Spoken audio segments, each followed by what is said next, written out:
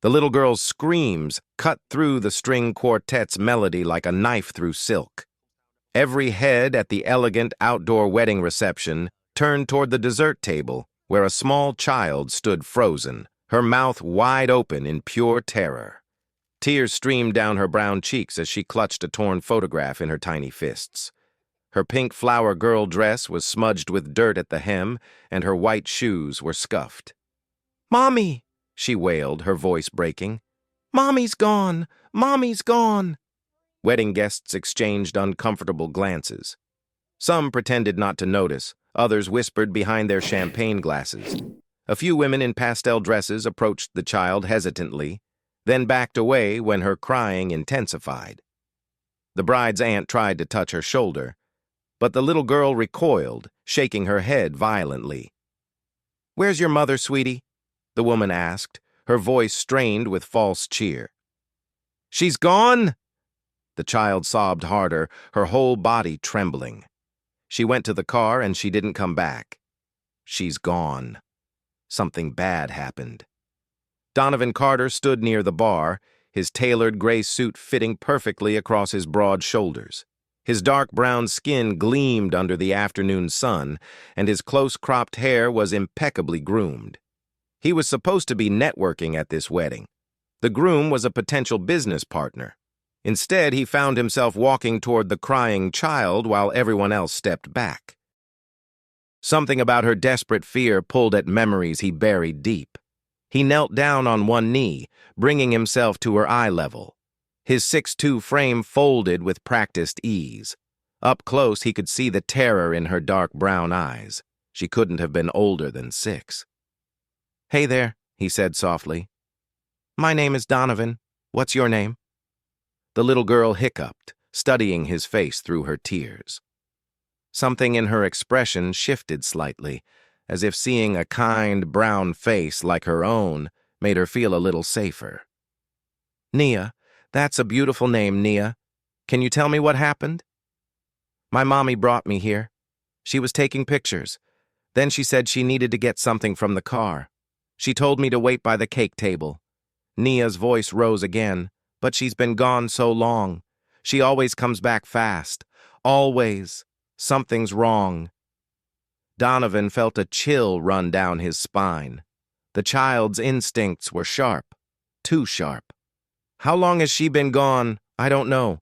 A really long time. I counted to 103 times. Nia's tears fell faster. "She wouldn't leave me. She wouldn't. My mommy loves me. I believe you," Donovan said firmly. "We're going to find her right now. I promise you." Around them, the wedding guests had resumed their conversations, their concern evaporating like morning dew. The bride was dancing with her father. The groom laughed at someone's joke. Life went on while this child's world was falling apart. Donovan stood and scanned the crowd for security. He spotted 2 guards in navy blue jackets near the entrance to the garden venue. He picked up Nia, who wrapped her arms around his neck and buried her face in his shoulder. Her small body shook with silent sobs. "Excuse me?" Donovan approached the security guards with authority in his voice. "This child's mother is missing. Her name is Nia, and her mother was hired as a photographer for this wedding. The child says her mother went to the parking lot over 30 minutes ago and hasn't returned." The older security guard, a man with gray hair and tired eyes, pulled out a radio. "What's the mother's name?" Nia lifted her head. "Jasmine Brooks. My mommy is Jasmine Brooks." "And what was she wearing?" the guard asked. "A red shirt and blue pants," Nia whispered. "She had her big camera with a black strap." The security guard spoke into his radio, calling for a sweep of the parking area. Donovan held Nia closer, feeling her heartbeat racing against his chest. Something wasn't right. A professional photographer wouldn't abandon her child at a wedding. "Not for this long, sir." "Well, handle this from here," the younger guard said, reaching for Nia. But the little girl's grip tightened around Donovan's neck. "No, I want to stay with Mr. Donovan." "It's fine," Donovan said. "I'll stay with her until her mother is found. Radio me when you have news." He pulled a business card from his pocket and handed it to the guard. My cell number is on there. The guards exchanged glances at the name on the card, Donovan Carter. Everyone in the business world knew that name. The guards nodded quickly and hurried toward the parking lot. Donovan carried Nia to a quiet corner of the garden, away from the noise and celebration. He sat down on a stone bench under a large oak tree. The June afternoon sun filtered through the leaves, creating patterns of light and shadow on the grass. "Can you show me that picture you're holding?" Donovan asked gently. Nia uncurled her fist, revealing a torn photograph. It showed a beautiful African-American woman with a bright smile holding a baby. The woman wore a green summer dress, and her natural hair fell in soft curls around her face. Half of the photo was torn away, leaving a jagged edge. "That's my mommy," Nia said, touching the image with one finger. "She keeps this in her wallet." "It is from when I was a baby. That's me she's holding. She looks very happy," Donovan observed. "She is happy. We're happy together." Nia's chin trembled. "Why isn't she here? She promised she'd be fast." Donovan didn't have an answer that would comfort her. Instead, he said, "Tell me about your mom. What does she like to do?" "She takes pictures, beautiful pictures. She showed me how to use a camera. She says, I have a good eye." Nia's voice steadied slightly as she talked. "She makes me pancakes on Sundays. We go to the park and feed the ducks. She reads me stories every night before bed." "She sounds like a wonderful mother. She's the best mommy in the whole world," Nia said with fierce certainty. Then her face crumpled again. "Where is she? Why won't anyone find her?" Donovan's phone buzzed. He answered immediately. "Carter. Mr. Carter, this is Officer Thompson with Venue Security. We found Miss Brooks in the parking lot. She's unconscious. Paramedics are on the way." The world seemed to tilt. Donovan kept his voice calm even as his heart raced. "Is she breathing?" "Yes, sir. Pulse is weak but steady. Looks like she collapsed. There's no sign of trauma or foul play. The paramedics are here now. I'm bringing her daughter to the parking lot." "Sir, maybe the child shouldn't see." "She deserves to know her mother is being helped," Donovan said firmly. "We're coming." He ended the call and looked down at Nia. Her big brown eyes watched him with hope and fear mixed together. "They found your mom, Nia. She's sick and needs to go to the hospital, but the doctors are going to help her. Is she going to die?" Nia's voice was barely a whisper. "No, sweetheart. She's going to be okay, but we need to go to her now." Donovan stood, still holding Nia, and walked quickly through the garden. Behind them, the wedding continued. The band played. Guests laughed. Nobody noticed the man in the gray suit carrying a terrified child toward the parking lot, where an ambulance's lights flashed red and blue against the late afternoon sky. Have you ever watched someone's world fall apart while everyone around them just kept celebrating? Could you walk past a crying child? Or would you stop? Drop a comment below and let me know what you would do.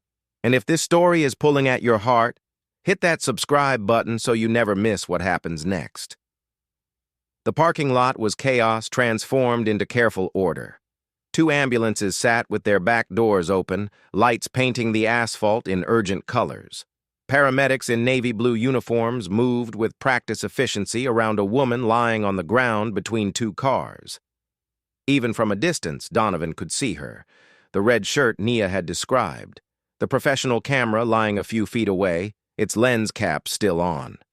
The woman's brown skin looked pale in the harsh emergency lights, and her body was completely still. "Mommy!" Nia screamed, struggling in Donovan's arms. "Let me go! I need my mommy!" A female paramedic with kind eyes approached them quickly. "Sweetheart, your mommy is going to be okay. We're helping her right now, but you need to stay back so we can work." "All right." "What happened to her?" Donovan asked over Nia's crying. "Looks like she collapsed from exhaustion and dehydration. Her blood sugar is dangerously low." "When did she last eat?" Nia sobbed into Donovan's shoulder. "She didn't eat breakfast this morning. She said she didn't have time. She had to go to 3 different jobs before we came here." The paramedic's face tightened with understanding and sadness.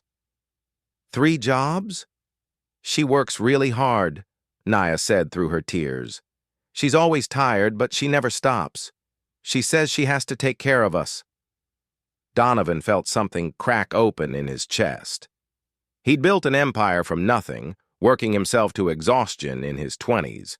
But he'd had resources, connections, and most importantly, no one depending on him for their next meal. This woman had a child to feed and was pushing herself past the breaking point. "We're transporting her to Riverside Medical Center," the paramedic said. "Are you family?" Donovan hesitated. "I'm helping. This is her daughter, Naya. I'm making sure she gets to her mother." The paramedic nodded. "Follow the ambulance. Room 7 in the emergency department." Donovan watched as they loaded Jasmine Brooks onto a stretcher. She didn't wake up. Her head lolled to the side and her camera bag slipped from her shoulder. A younger paramedic caught it before it hit the ground. "Her camera," Nia whispered. "She needs her camera for work." "I'll make sure she gets it," Donovan promised. He carried Nia to his car, a sleek silver sedan that stood out among the wedding guests' vehicles. As he buckled her into the back seat, he noticed the torn photograph still clutched in her hand. "Where's the other half of this picture?" he asked gently. Nia's face went still.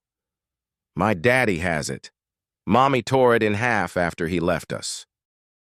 She said she didn't want to see his face anymore, but she kept my baby picture because I was beautiful even when I was tiny.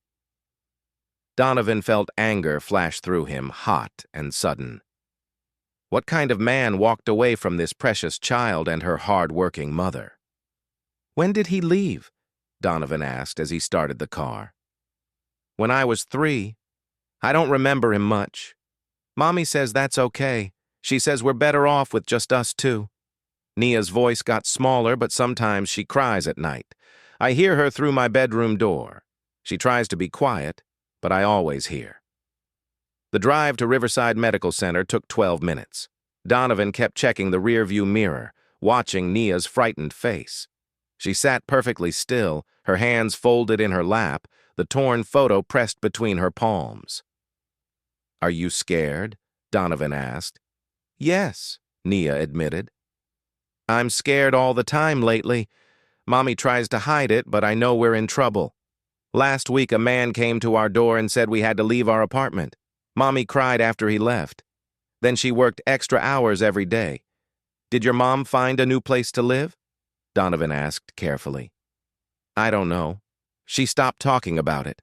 She just keeps working." Nia looked out the window at the passing buildings. "She's going to be mad at me. Why would she be mad at you? Because everyone saw me crying at the wedding. She always tells me to be brave and strong." She says, "Brooks girls don't fall apart." Nia's bottom lip trembled, but I was so scared. I thought something bad happened to her. I thought maybe she left me like Daddy did. "Nia, look at me," Donovan said firmly, pulling into the hospital parking lot. He turned in his seat to face her. "Your mother didn't leave you. She got sick because she's been working too hard trying to take care of you. And crying when you're scared doesn't make you weak, makes you human. Your mom would want you to ask for help when you need it. Are you sure?" "I'm positive." They walked into the emergency room together. Nia's small hand gripped tightly in Donovan's larger one. The fluorescent lights were harsh after the soft garden atmosphere of the wedding. A tired-looking receptionist glanced up from her computer. "We're here for Jasmine Brooks," Donovan said. "This is her daughter." The receptionist's expression softened when she saw Nia. Room 7 through those double doors turn right. The emergency department was organized chaos. Nurses rushed past with clipboards and medicine carts. Machines beeped in different rhythms. Somewhere down the hall, someone moaned in pain. But in room 7, everything was quiet.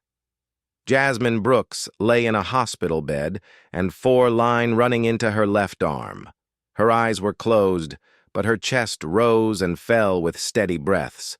Someone had pulled her natural hair back into a simple ponytail. Her red shirt was wrinkled from lying on the hot asphalt.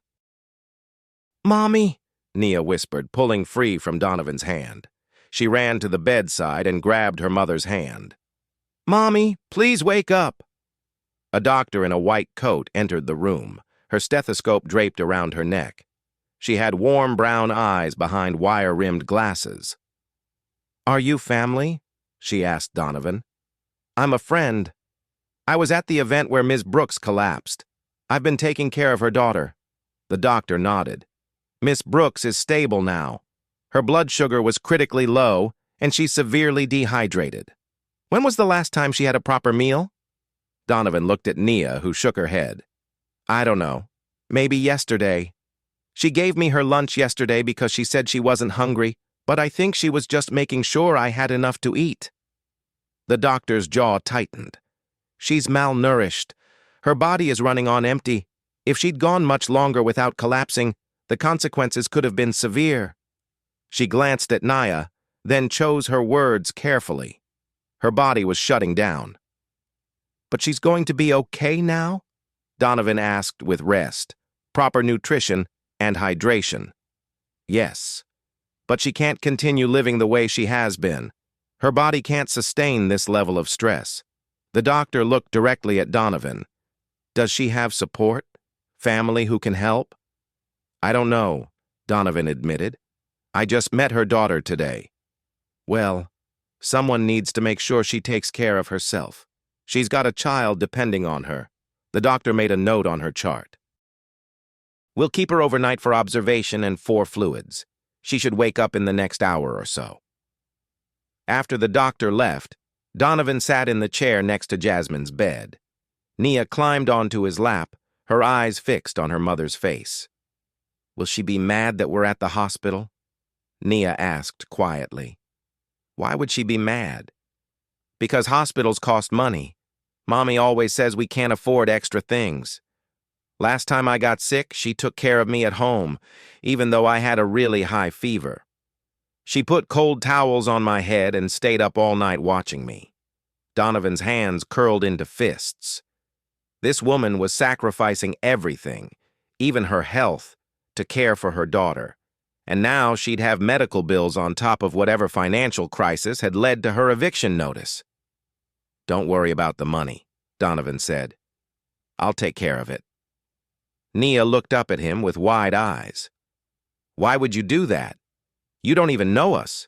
Because your mom needs help, and sometimes accepting help from others is the bravest thing we can do." They sat in silence for a while, listening to the beep of the heart monitor. Donovan made a mental note to call his assistant and have her clear his schedule for the next few days. He wasn't leaving this hospital until he knew Jasmine and Nia would be okay. 20 minutes later, Jasmine's eyes fluttered open. She stared at the ceiling for a moment, confused. Then she turned her head and saw Nia on Donovan's lap. "Nia." Her voice was hoarse and weak. "Baby, what happened?" "Where are we?" "Mommy!" Nia scrambled off Donovan's lap and threw herself at her mother, careful to avoid the 4-line. "You got sick.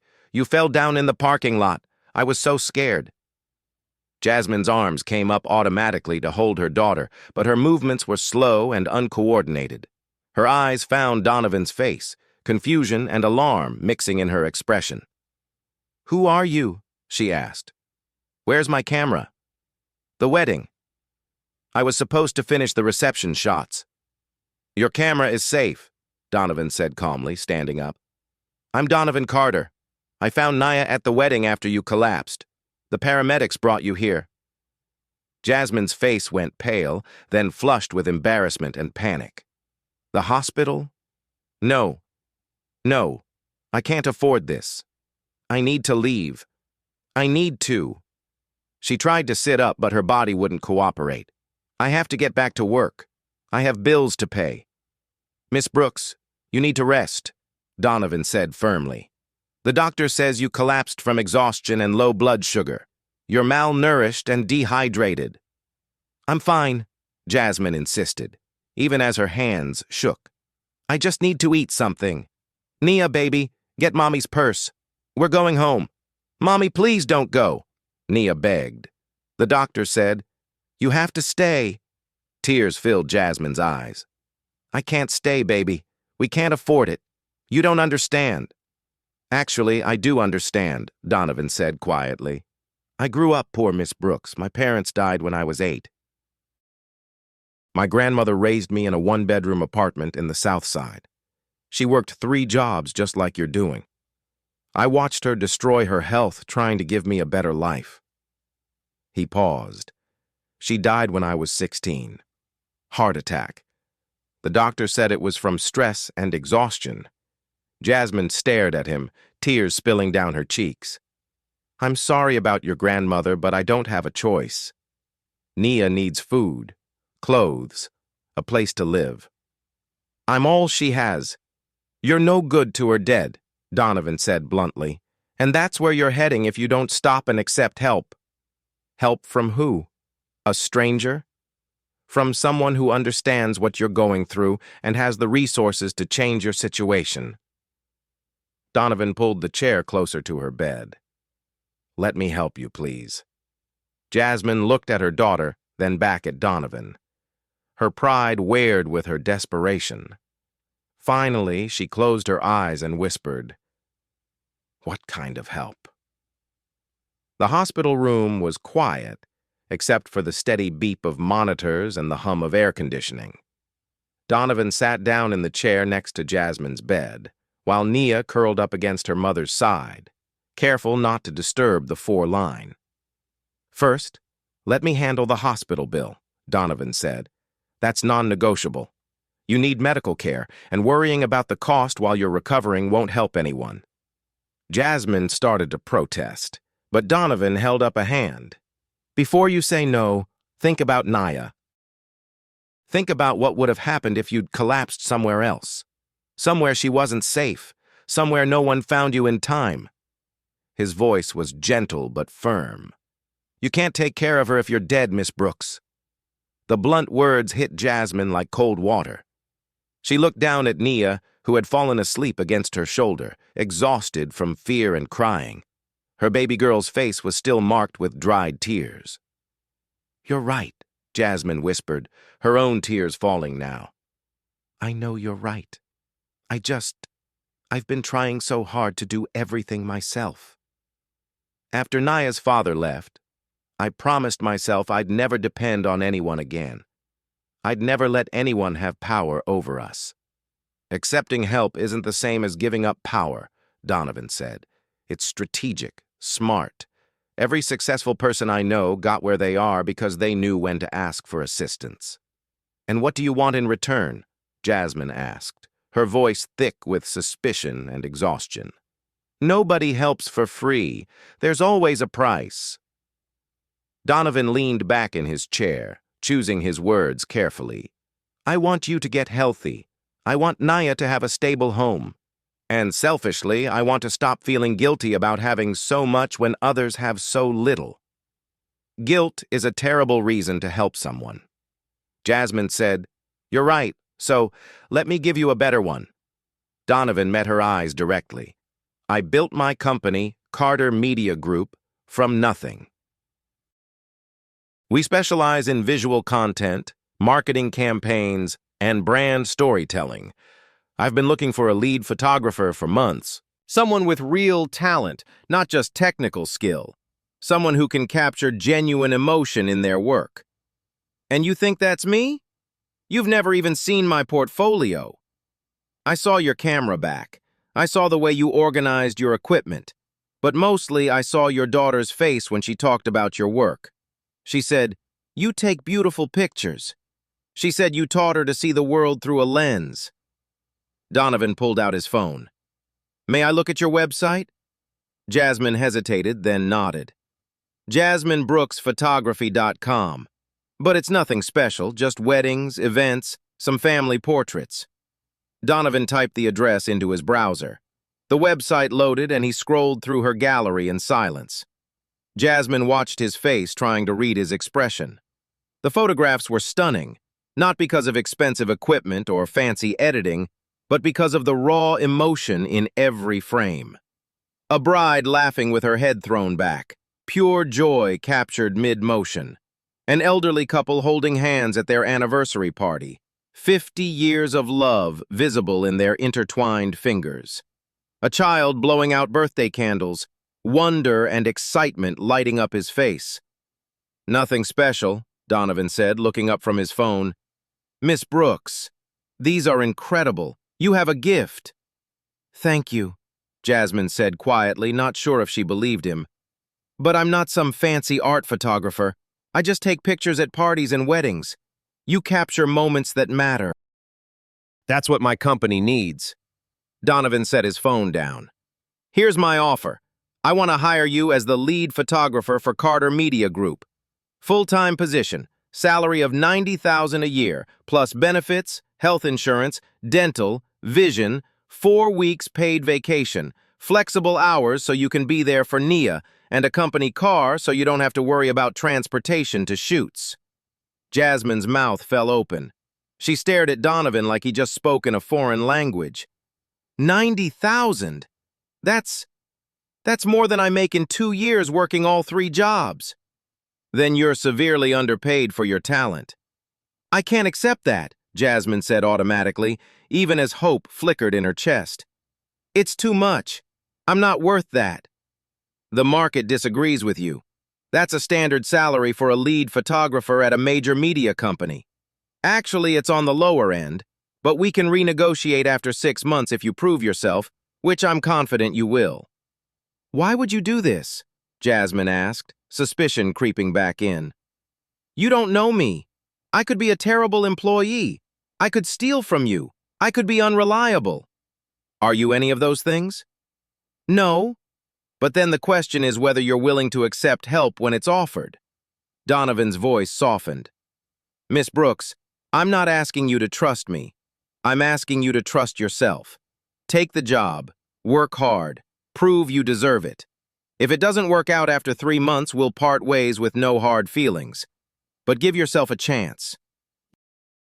Jasmine looked at Nia again, her sleeping daughter's face peaceful now. When was the last time her baby had looked this relaxed?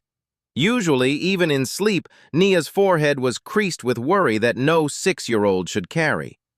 "What about housing?" Jasmine asked, her voice barely above a whisper. "We're being evicted from our apartment at the end of the month.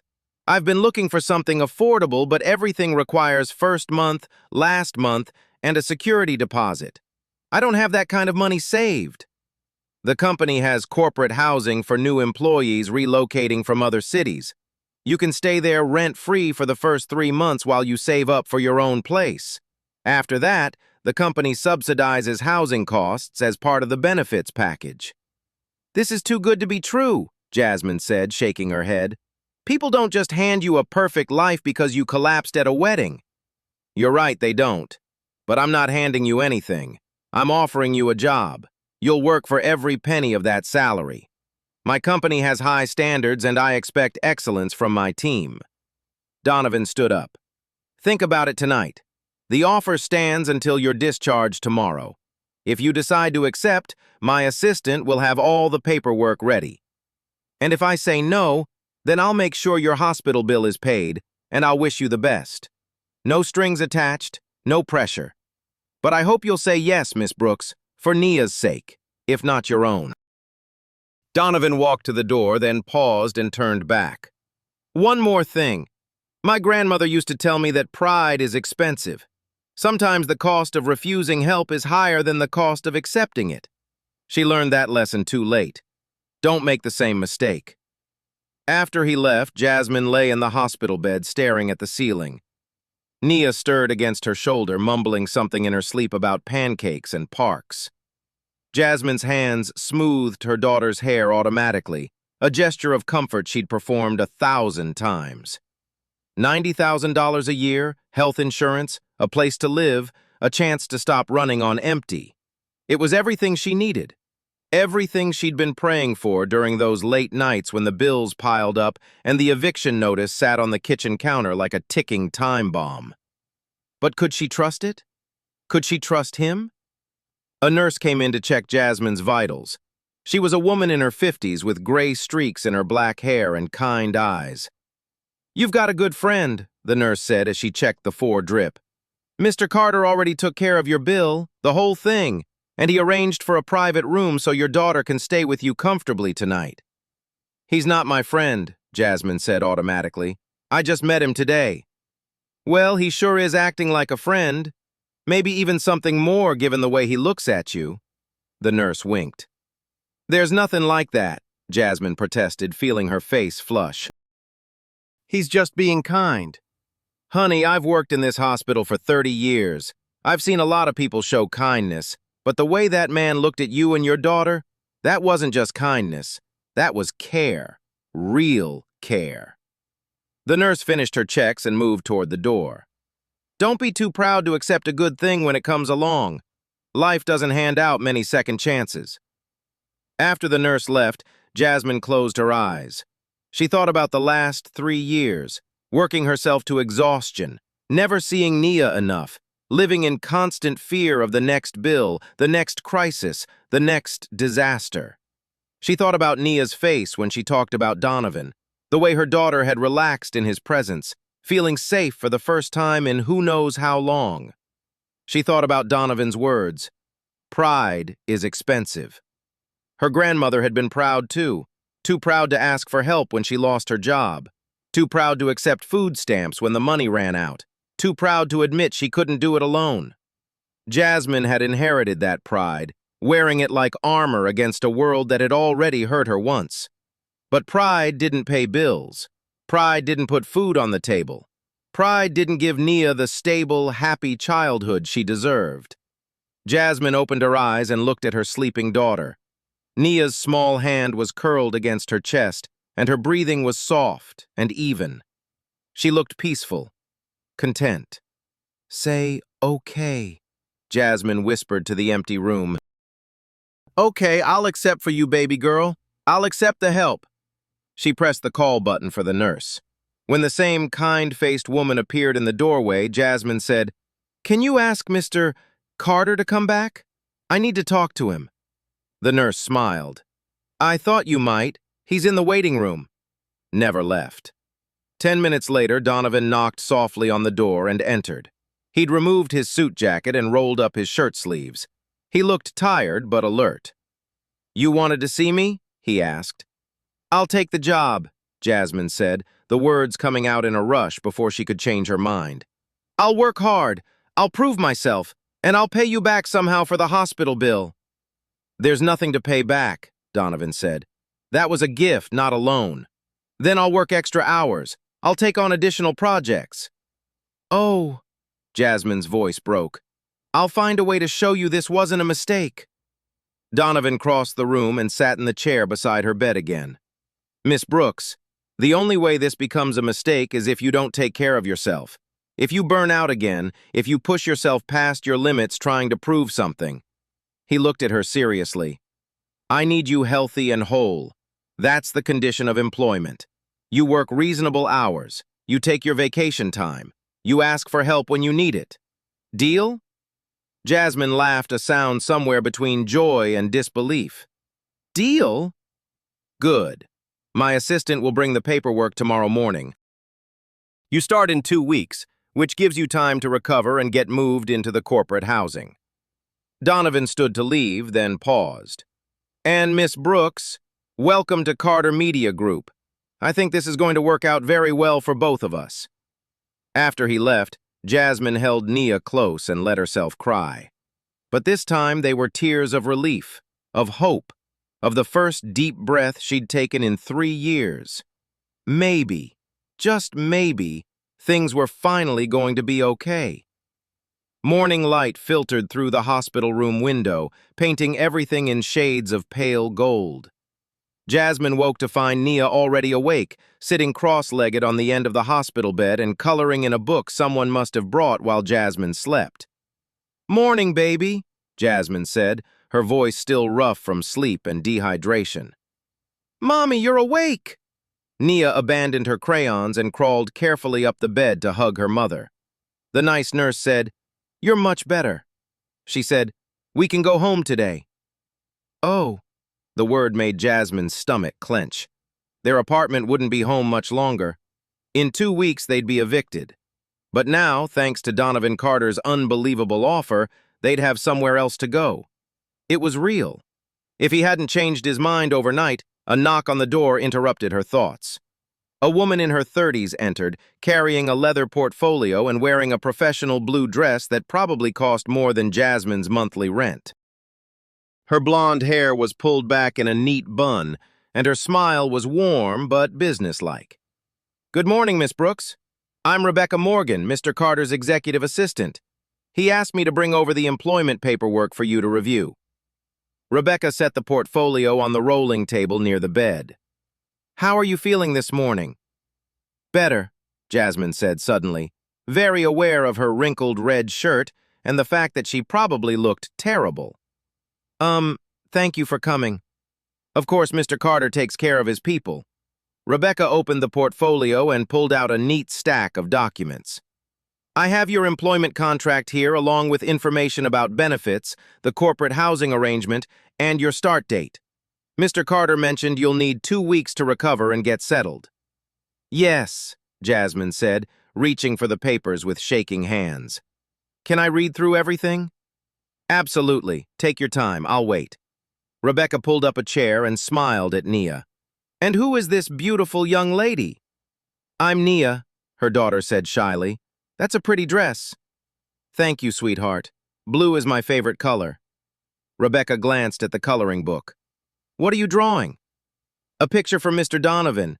He helped my mommy when she got sick." Jasmine tuned out their conversation and focused on the papers in front of her. The employment contract was surprisingly straightforward. No confusing legal language, no hidden clauses, just clear terms laid out in plain English. Position, lead photographer, Carter Media Group. Salary, $90,000 per year paid bi-weekly.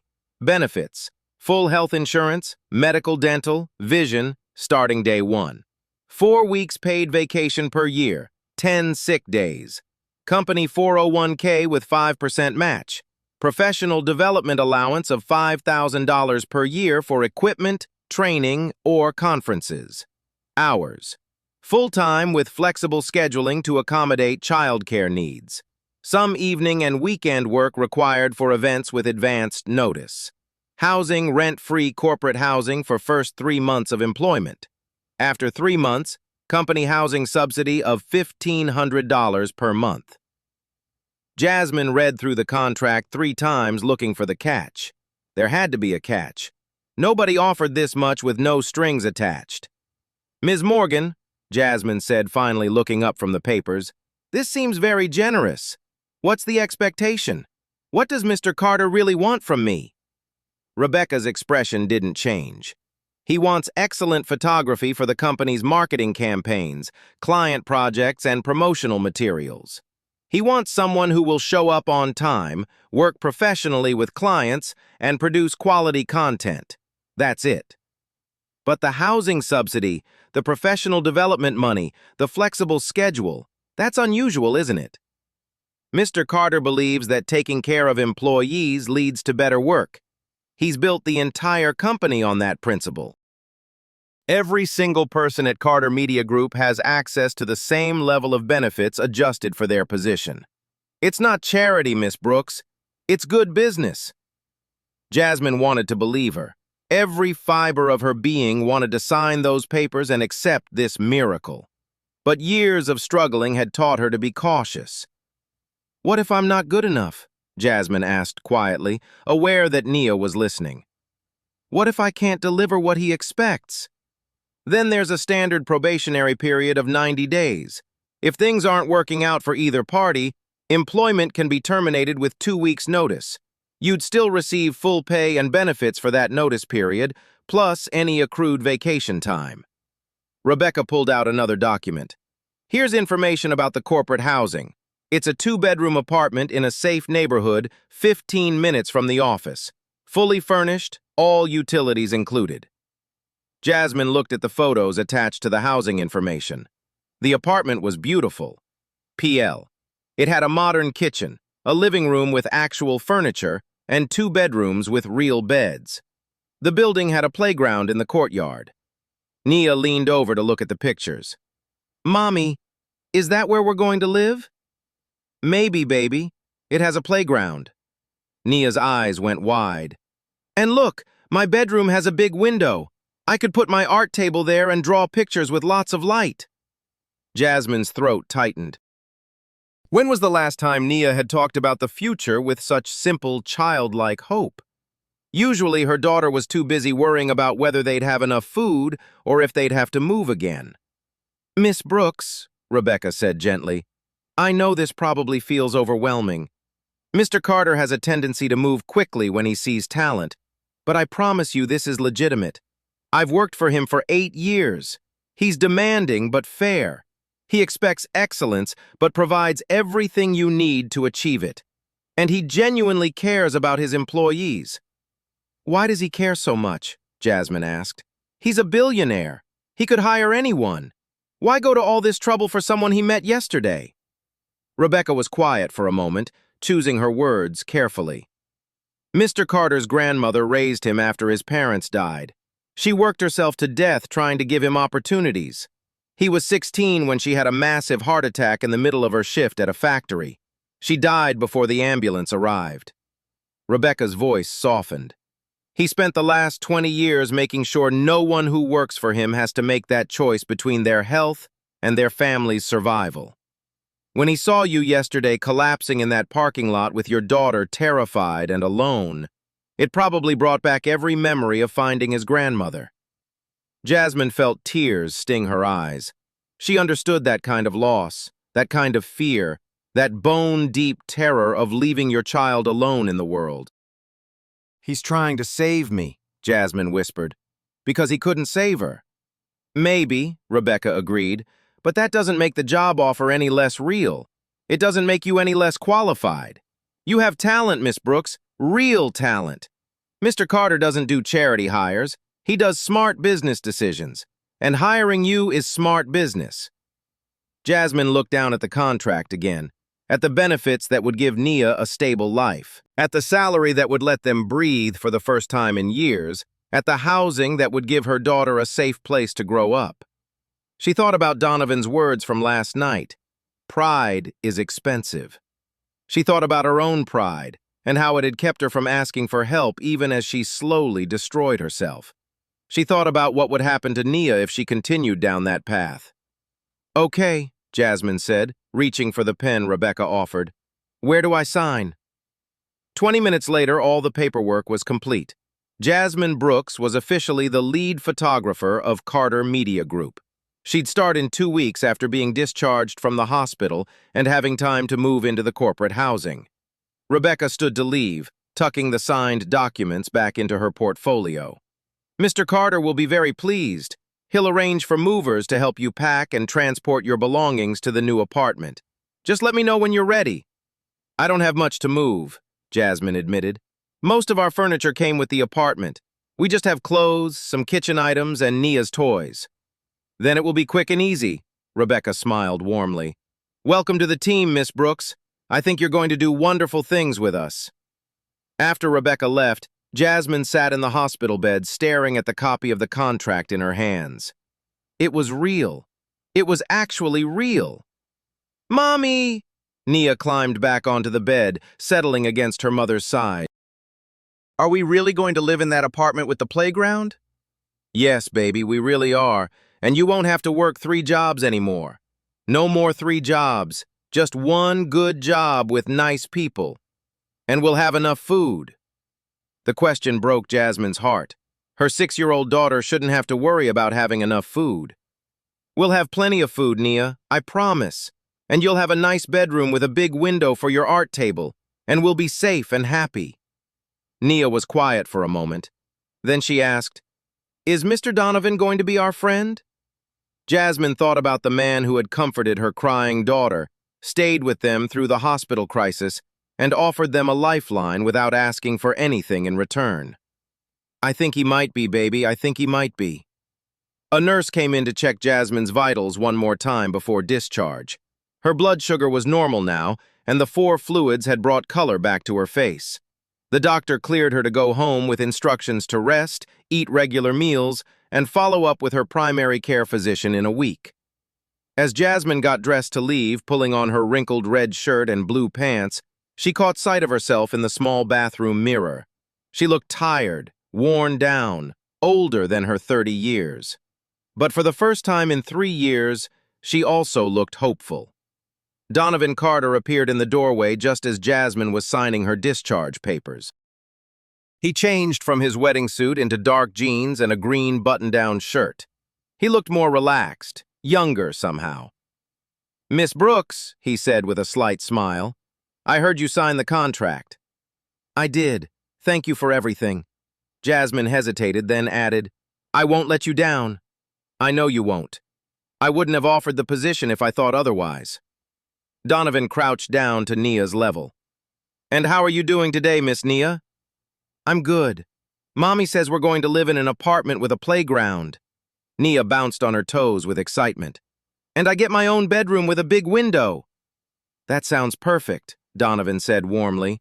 "Will you draw me a picture when you get all settled in?" "I already drew you one." Nia held up the coloring book page she'd been working on. It showed 2 stick figures, one tall and one small, holding hands under a bright yellow sun. "That's you and me, because you helped my mommy." Donovan took the picture carefully, his expression soft. "This is the best gift anyone's given me in a long time. Thank you, Nia. I'll put it in my office." Watching them interact, Jasmine felt something warm unfold in her chest. This man, this billionaire CEO who could be anywhere, doing anything, was taking time to make her daughter feel special, to make her feel valued. Maybe Rebecca was right. Maybe Donovan Carter really was just a decent person trying to do good in the world. Or maybe a small voice whispered in the back of Jasmine's mind, "He's something even more than that." She pushed the thought away. Now wasn't the time for those kinds of feelings. Now was the time to focus on recovery, on moving, on starting this new job and proving she deserved it. But as Donovan drove them home to their soon-to-be former apartment, with Nia chattering happily in the back seat about playgrounds and art tables, Jasmine couldn't help but notice the way his eyes crinkled when he smiled, the way his hands looked strong and capable on the steering wheel, the way his voice sounded patient and kind when he answered Nia's endless questions. She was in trouble. The kind of trouble that had nothing to do with money or housing or jobs. The kind of trouble that involved feelings she'd sworn never to have again after Nia's father left. But that was a problem for another day. Right now, she just needed to focus on rebuilding their life one day at a time.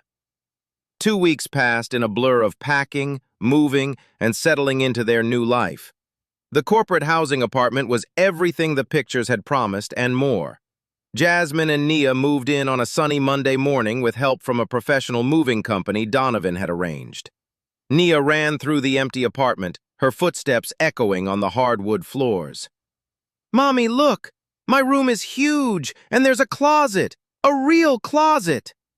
Jasmine stood in the doorway of Nia's new bedroom, watching her daughter's pure joy. The room had pale yellow walls, a large window that let in streams of morning light, and enough space for Nia's small bed, her toy box, and the art table Jasmine had always promised but never been able to afford. "We'll get you that art table soon," Jasmine said. "Once I get my first paycheck, can I help pick it out?" "Of course, baby." The rest of the day was spent unpacking their meager belongings. Jasmine was embarrassed by how little they had to fill this beautiful space. Their old apartment had been cramped, the furniture worn and mismatched.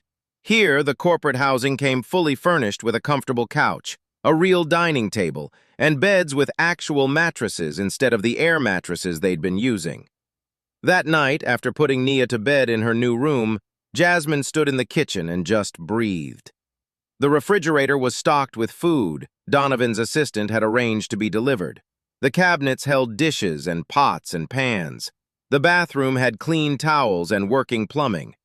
Felt like a dream she might wake up from at any moment. Her phone buzzed with a text message. It was from Donovan. "Rebecca told me you moved in today. How's everything? Do you need anything?" Jasmine stared at the message for a long moment before responding. Everything is perfect. Thank you again for all of this. You start tomorrow. Are you nervous? Terrified? Jasmine admitted. Don't be. You're going to be great. See you at 9 a.m. Rebecca will show you around and introduce you to the team. Jasmine set her phone down and walked to the window. The apartment was on the 3rd floor, and from here she could see the courtyard with its playground. A few children played on the swings while their parents watched from nearby benches. It looked safe, normal, like the kind of place where kids could just be kids, the kind of place Nia deserved. That night, for the first time in 3 years, Jasmine slept soundly. No worries about eviction notices, no anxiety about which bill to pay first, no bone-deep exhaustion from working 3 jobs. Just peace.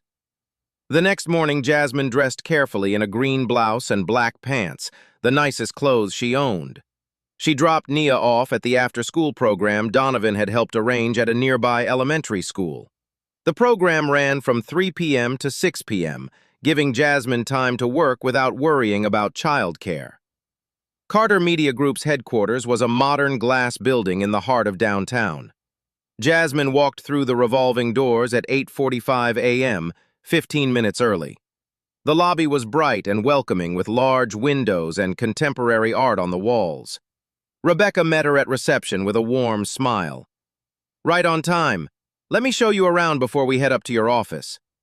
I have an office? Jasmine asked, surprised. Of course. All our lead photographers have their own workspace for editing and planning shoots. Rebecca led her to the elevators. We're on the 8th floor. The tour was overwhelming in the best way.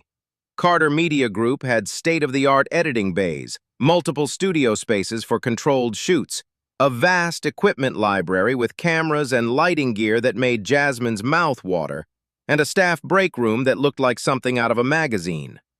This is your office, Rebecca said, opening a door near the end of a quiet hallway. The office was small but perfect.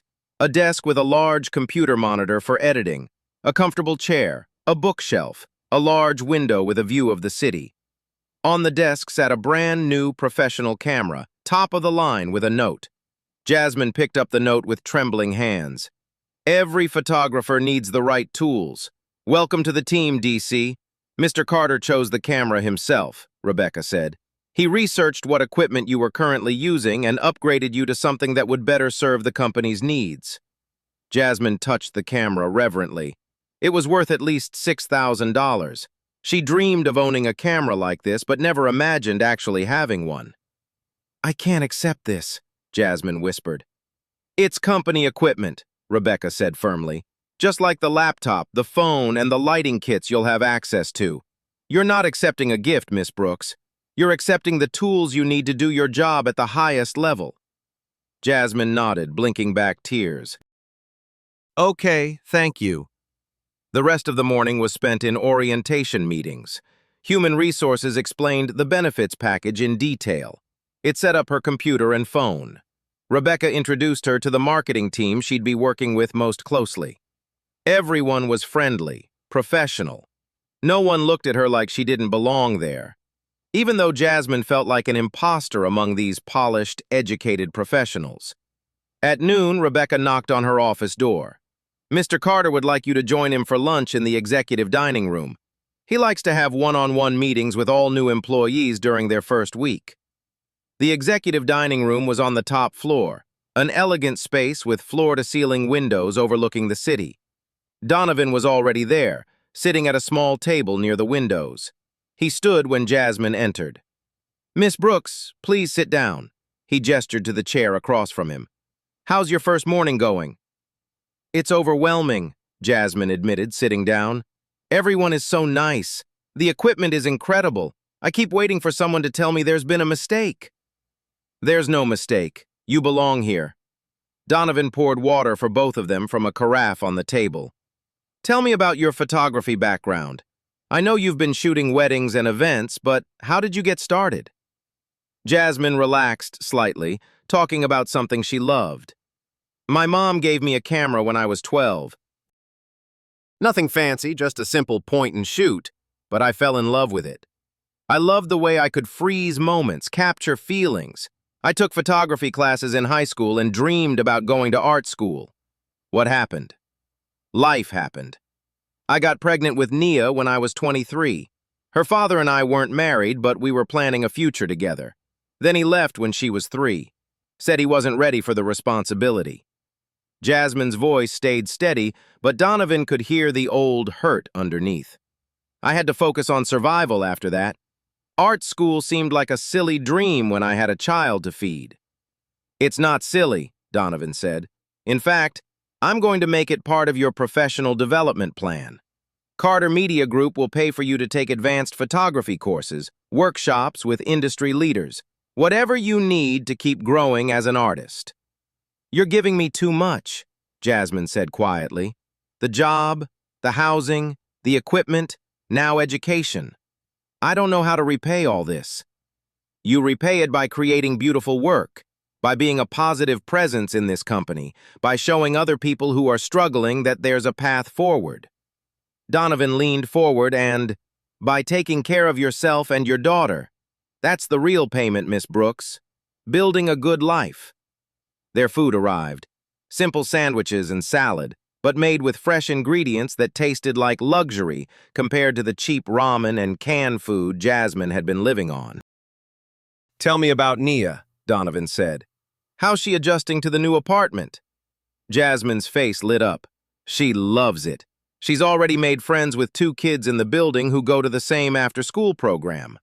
Last night she told me she feels safe for the first time in forever.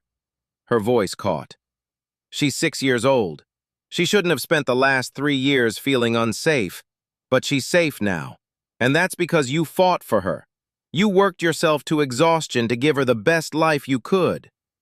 Donovan's expression was intense. You're a good mother, Miss Brooks. Don't ever doubt that. The sincerity in his voice made Jasmine's throat tight. When was the last time someone had told her she was doing a good job? When was the last time someone had seen her struggle and validated it instead of judging her? Thank you, she whispered. You don't know how much I needed to hear that. They ate in comfortable silence for a while. Then Donovan said, Your first assignment starts next week. We're doing a campaign for a children's literacy nonprofit. They want authentic photos of kids reading, learning, discovering the joy of books. I thought it would be perfect for you. That sounds wonderful. I'd love to work on that. Good. Rebecca will send you all the details. Donovan paused, then added, And Jasmine, you can call me Donovan. We don't need to be so formal. It was the first time he'd used her first name. The sound of it in his voice sent a small flutter through her chest. Okay, Donovan, she said, testing out the familiarity. And thank you for everything. I know I keep saying it, but I mean it. You changed our lives. You changed your own life. Donovan corrected gently. I just opened a door. You're the one walking through it. That afternoon, Jasmine threw herself into her work. She reviewed past campaigns Carter Media Group had run, studying the photography style and quality standards. She organized her new equipment and spent an hour just playing with the camera, learning its features and capabilities. At 5:30 p.m., she packed up to pick up Nia from the after-school program. As she waited for the elevator, Donovan appeared in the hallway. Heading out? He asked. Yes, I need to get Nia. The program ends at 6. Mind if I walk down with you? I'm done for the day, too. They rode the elevator in silence, but it wasn't uncomfortable.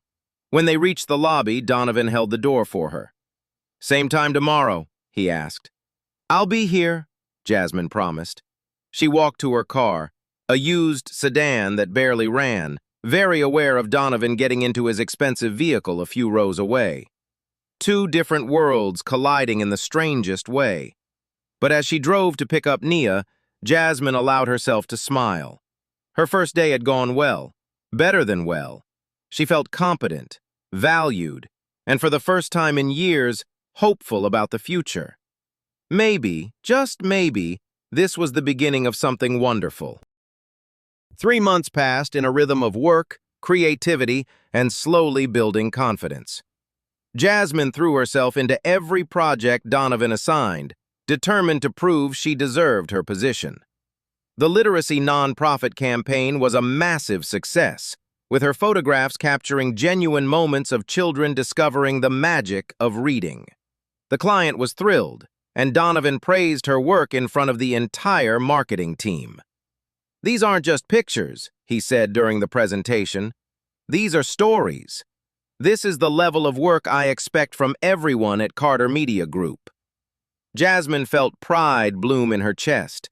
She was good at this. She belonged here. The corporate housing arrangement ended after 3 months as promised. But with her salary and the housing subsidy, Jasmine was able to rent a small 2-bedroom apartment just 2 blocks from the corporate building. It wasn't fancy, but it was hers. She and Nia painted the walls together, choosing cheerful colors that made the space feel like home. Nia thrived in her new environment. She made friends at school, joined an art club, and started talking about becoming an artist when she grew up. The worry lines that had creased her young forehead gradually faded. She laughed more, played more, acted like the carefree child she should have been all along. And Jasmine, she was rediscovering who she was beyond survival mode. She started taking the advanced photography courses Donovan had promised, learning new techniques and pushing her creative boundaries. She joined the company softball team, making friends with her coworkers. She even went out for drinks with some of the other women in the marketing department, something she never would have had time or money for before. But the most unexpected development was her growing friendship with Donovan. It started small, quick conversations in the hallway, him stopping by her office to check on projects, casual lunches in the executive dining room that became a weekly tradition. Then it grew into something more. Donovan started inviting her to creative strategy meetings, valuing her input on visual storytelling. He asked her opinion on new equipment purchases for the photography department. He trusted her judgment, respected her expertise, and treated her like a colleague, not just an employee he'd rescued. In return, Jasmine found herself looking forward to seeing him each day.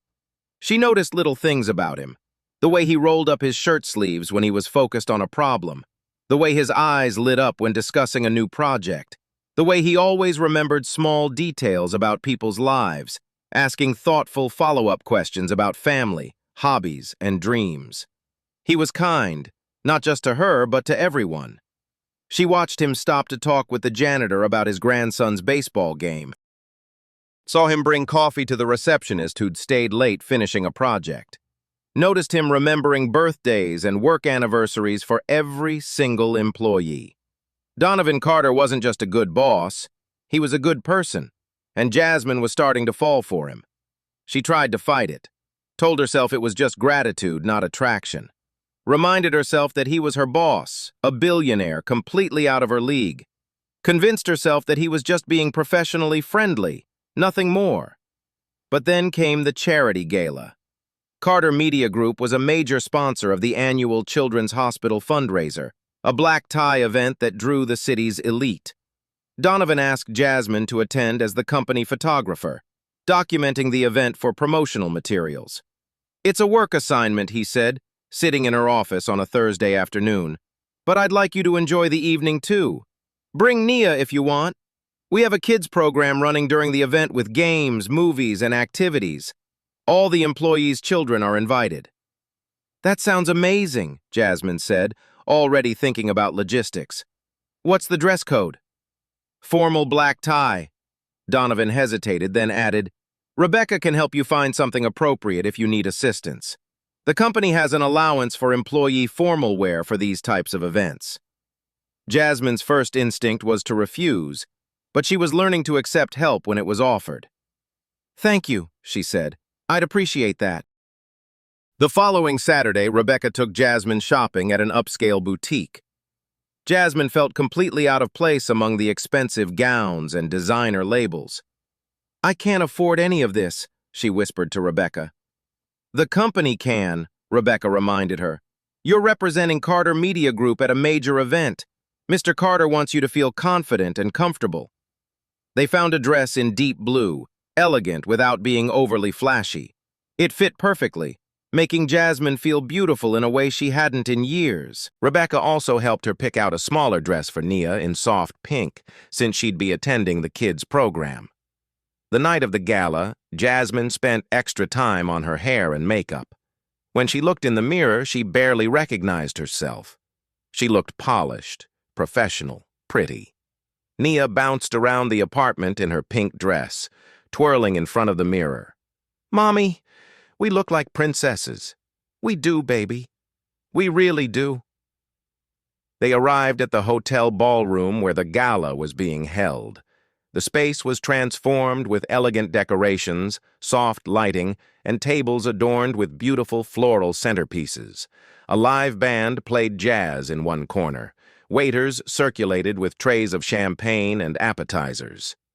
Jasmine checked Nia into the kids' program, which was set up in an adjacent conference room. The space was filled with games, craft stations, and a movie screening area. Nia's eyes went wide with excitement. "Are you sure you're okay here?" Jasmine asked, even though Nia was already running toward a table of art supplies. "I'm great, Mommy. Go take pictures, I'll be fine." Jasmine returned to the ballroom and started working, capturing candid shots of guests arriving, people laughing at cocktail hour, the elegant table settings. She was so focused on her work that she didn't notice Donovan approaching until he spoke. "You look stunning." Jasmine turned, her breath catching. Donovan wore a black tuxedo that fit him perfectly, the dark fabric a striking contrast against his rich brown skin. His hair was neatly styled, and his eyes were warm as they met hers. "Thank you," she managed. "You look very nice, too." "Very nice." Donovan smiled. "I'll take it." He glanced at her camera. "How's it going?" "Good. I've got some great shots already. The decorations photograph beautifully. Take a break for a bit. Have some dinner.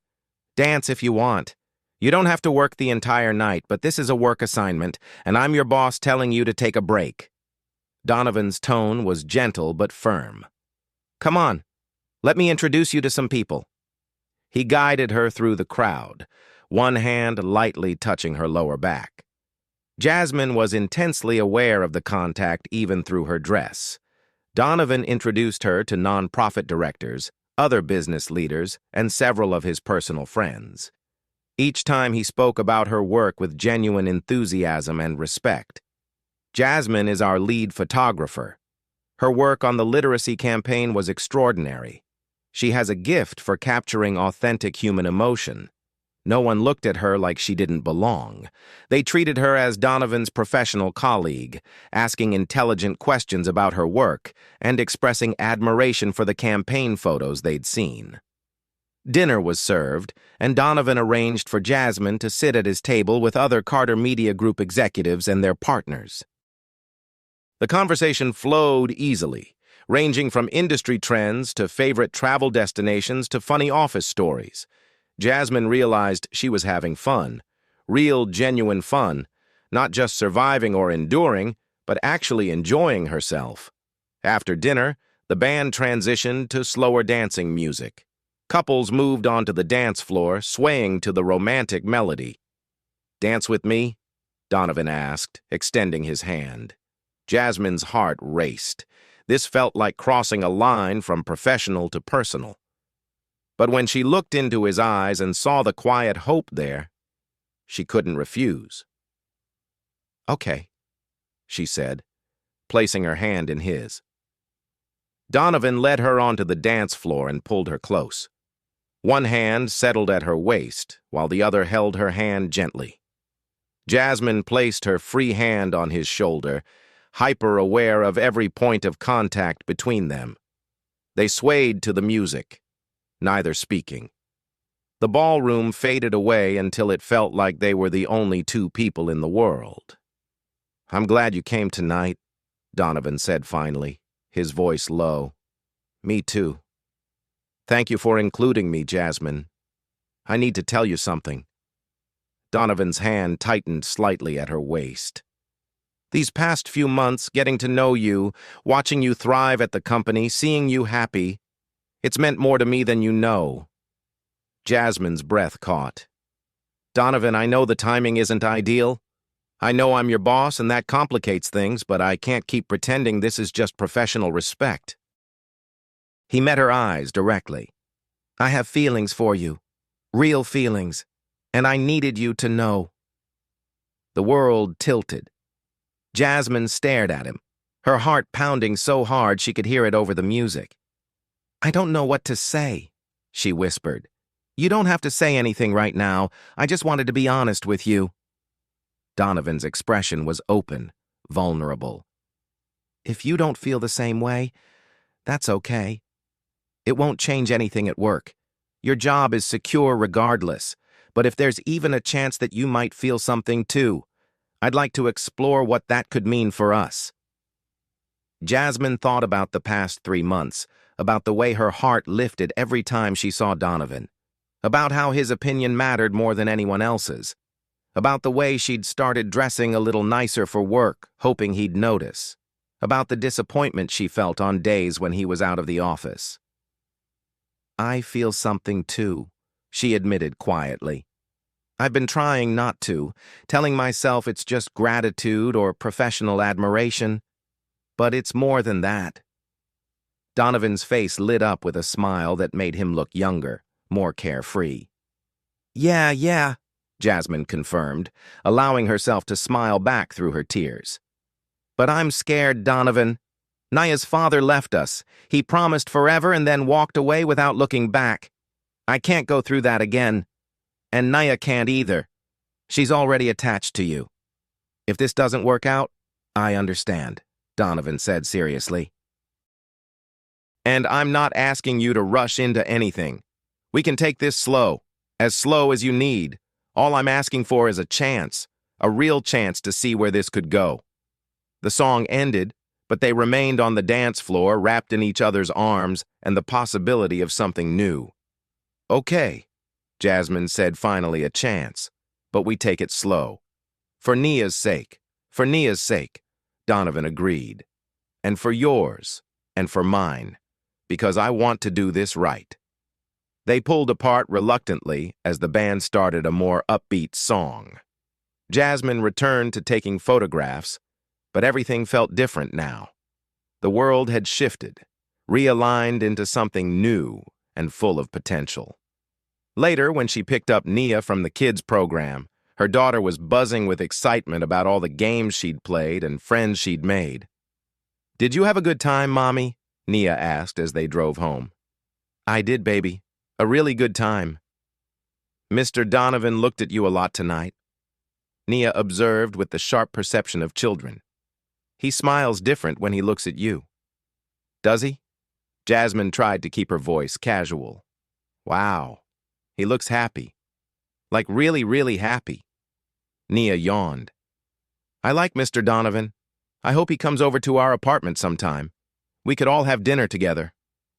Maybe, Jasmine said, her heart full. Maybe we will. That night, after putting Nia to bed, Jasmine stood on her small balcony looking out at the city lights. Her phone buzzed with a text from Donovan. Thank you for tonight, for the dance, for being honest, for giving me a chance. Sleep well, Jasmine. She typed back. Thank you for seeing me, for everything. Good night, Donovan. As she went to bed, Jasmine felt something she hadn't felt in years. Not just hope, but genuine excitement about what the future might hold. Have you ever had someone see your worth when you couldn't see it yourself? Have you ever been brave enough to accept love after heartbreak? Drop a comment and share your story. And don't forget to subscribe because this journey is just getting started and you won't want to miss what comes next. The Monday after the gala, Jasmine arrived at work with butterflies in her stomach. She didn't know what to expect. Would things be awkward? Would Donovan regret his confession? Would their working relationship be ruined? She needn't have worried. Donovan stopped by her office mid-morning with 2 cups of coffee. Good morning. Thought you might need this. Thank you. Jasmine accepted the cup, their fingers brushing briefly. The touch sent electricity through her. "How was your weekend?" "Good." "Quiet." "I caught up on some reading." Donovan leaned against her doorframe, casual and relaxed. "And I spent an embarrassing amount of time thinking about dancing with you." Jasmine felt her cheeks warm. "I may have done some of that, too." "Yeah." His smile was soft, intimate. "Good. That's really good." They fell into an easy pattern over the following weeks. Donovan respected Jasmine's need to take things slow, but he made his interest clear in small, thoughtful ways. He'd bring her coffee in the morning, stopped by her office to share interesting articles about photography, compliment her work in front of clients and colleagues, and slowly, gradually, their relationship deepened. 3 weeks after the gala, Donovan invited Jasmine to lunch at a small Italian restaurant near the office. "Is this a date?" Jasmine asked as they walked to the restaurant. The October air was crisp and cool, making her grateful for her red sweater. "Would you like it to be?" Donovan asked. "Yes," Jasmine admitted. "I think I would. Then it's definitely a date." Lunch was wonderful. They talked about everything and nothing. Donovan told her about growing up in his grandmother's small apartment, how he'd worked his way through college with scholarships and part-time jobs, how he'd started Carter Media Group in a garage with 2 friends, and a dream. Jasmine shared her own story, her childhood in a working-class neighborhood, her mother's support of her photography passion, the dreams she put aside when she got pregnant, the struggles of the past 3 years. "I used to think I'd failed," Jasmine said quietly, picking at her pasta, "like I'd made all the wrong choices and ruined my life. And now I realize I was just surviving, doing the best I could with what I had. And that's not failure, that's strength." Donovan reached across the table and took her hand. "You're one of the strongest people I've ever met, Jasmine. The way you fought for Nia, the way you never gave up even when things were impossibly hard. That takes incredible courage." Jasmine looked at their joint hands. His was larger, calloused from years of hard work before his business success. Hers was smaller, scarred from different kinds of battles. Together they looked right. "I'm falling for you," she said, the words escaping before she could stop them. "I'm trying not to. I'm trying to be smart and cautious, but it's happening anyway." "Good," Donovan said simply because I'm already there. "I've been falling for you since that first day at the wedding, watching you work through your recovery with so much determination and grace." They finished lunch and walked back to the office holding hands. Jasmine didn't care who saw. She was tired of hiding, tired of protecting herself from happiness just because she'd been hurt before. Over the next month, they went on more dates. Dinner at a cozy Thai restaurant, a Sunday morning at the farmer's market, a movie followed by ice cream. Each date felt natural and right, building on the foundation of friendship and respect they'd already established. Donovan was careful around Nia, aware that her approval and comfort mattered immensely. He didn't push himself into their family dynamic, but instead let it develop organically. He'd stop by their apartment occasionally, bringing Chinese takeout for dinner. He'd play board games with Nia, genuinely interested in her stories and drawings. He'd help Jasmine with dishes after dinner, their shoulders brushing as they worked side by side at the sink. Nia adored him, and the feeling was clearly mutual. Jasmine would catch them laughing together over some silly joke, or see Donovan patiently explaining something about photography to Nia as she practiced with a disposable camera he'd given her. One Saturday in November, Donovan invited both of them to visit the city's botanical garden. It was the kind of place Jasmine had always wanted to take Nia, but never had the time or money for. The garden was stunning even in late fall. Paths wounded through carefully maintained landscapes. A koi pond reflected the gray November sky. A greenhouse held tropical plants that thrived despite the cold weather outside. Nia ran ahead on the paths, stopping to examine interesting plants and call back to them with questions. "Mommy, Mr. Donovan, what's this one called?" Donovan would walk over and read the plant's label, often adding interesting facts about where it came from or how it grew. He had a gift for making education feel like fun, and Nia hung on his every word. They stopped for hot chocolate at the garden cafe, sitting at a small table while Nia colored in a children's activity book the cafe provided.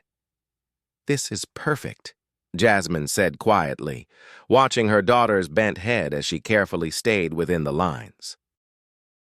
"Thank you for bringing us here." "Thank you for coming," Donovan replied. He was watching Nia, too, his expression soft. "She's an amazing kid, Jasmine. You've done such an incredible job raising her." "I had a lot of help recently," Jasmine said with a small smile. "You did the hard part. I just opened some doors. You did a lot more than that." Jasmine turned to face him fully. "Donovan, I need to know something. Where do you see this going? I mean, because Nia is already attached to you. I'm already attached to you. And if this is just temporary, if you're going to get bored or realize I'm not what you want—" "Stop," Donovan interrupted gently. He reached for her hand across the table. "Jasmine, I'm not going anywhere. I'm not going to get bored. And you are exactly what I want." He paused, choosing his words carefully. "I know it's early. I know we're still figuring this out. But I can see a future with you, with both of you. I want to be part of your lives if you'll let me." Tears pricked Jasmine's eyes. "You really mean that?" "I've never meant anything more." Nia looked up from her coloring. "Mommy? Why are you crying?" "Happy tears, baby," Jasmine said, squeezing Donovan's hand. "Just happy tears." "Mr. Donovan, are you making my mommy happy?" Nia asked seriously. "I'm trying too," Donovan said, meeting the little girl's eyes with equal seriousness. "Is that okay with you?" Nia considered this, tilting her head. Then she nodded. "Yes, Mommy deserves to be happy. She works really hard and takes good care of me. She should have someone who takes good care of her, too. Out of the mouths of children." Jasmine laughed through her tears. As they left the botanical garden that afternoon, walking back to Donovan's car with Nia skipping between them, Jasmine realized something profound. She wasn't just falling in love with Donovan. She was already in love with him. The realization should have terrified her. Instead, it felt like coming home. That evening, after Donovan dropped them off at their apartment, Nia helped Jasmine make dinner. They worked side by side in the kitchen, Nia carefully measuring ingredients while Jasmine stirred the pot. "I really like Mr. Donovan," Nia said casually as if discussing the weather. "Do you think he could be my daddy?" Jasmine's hand stilled on the spoon. "What makes you ask that, baby?" "Because he's nice to me, and he makes you smile, and he doesn't act like I'm annoying. Some of Mommy's friends from before used to act like I was in the way. But Mr. Donovan never does that. He asks me questions and listens to my answers like they matter." "They do matter, Nia. You matter always." "I know." Nia set down the measuring cup. "So, could he be my daddy? Not instead of my real daddy because I don't remember him anyway, but like a new daddy who actually wants to be here."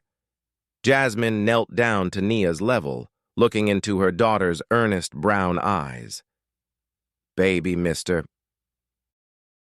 Donovan and I are still figuring out our relationship. It's still new, but I promise you, whatever happens, you will always be the most important person in my life. Always." "Can he be important too?" Nia asked. "Yes," Jasmine said, pulling her daughter into a hug. "He can definitely be important too." That night, after Nia was asleep, Jasmine texted Donovan. "Nia asked if you could be her daddy." 3 dots appeared showing he was typing. Then, "What did you tell her?" "That we're still figuring things out." "But Donovan, she wants you in our lives. Not just for me, for her. I want that too. More than you know. Can we talk tomorrow? Yes. Come by for dinner. I'll make pasta. I'll bring wine. Jasmine went to bed with her heart full of hope and just a touch of fear. She was letting Donovan really in to both her and Nia's heart. If this went wrong, if he left, it would break them both. But she was choosing to trust. Choosing to believe that sometimes life handed you a second chance at happiness, and that it was okay to reach out and grab it with both hands. The November evening was cold but clear when Donovan arrived at Jasmine's apartment with a bottle of wine and a bouquet of bright orange Gerber daisies. "These are for you," he said, handing Jasmine the flowers. "And I brought juice boxes for Nia." "You didn't have to," Jasmine said, but she was smiling as she accepted them. The flowers were cheerful and bright, nothing like the boring roses most men gave. They were perfect.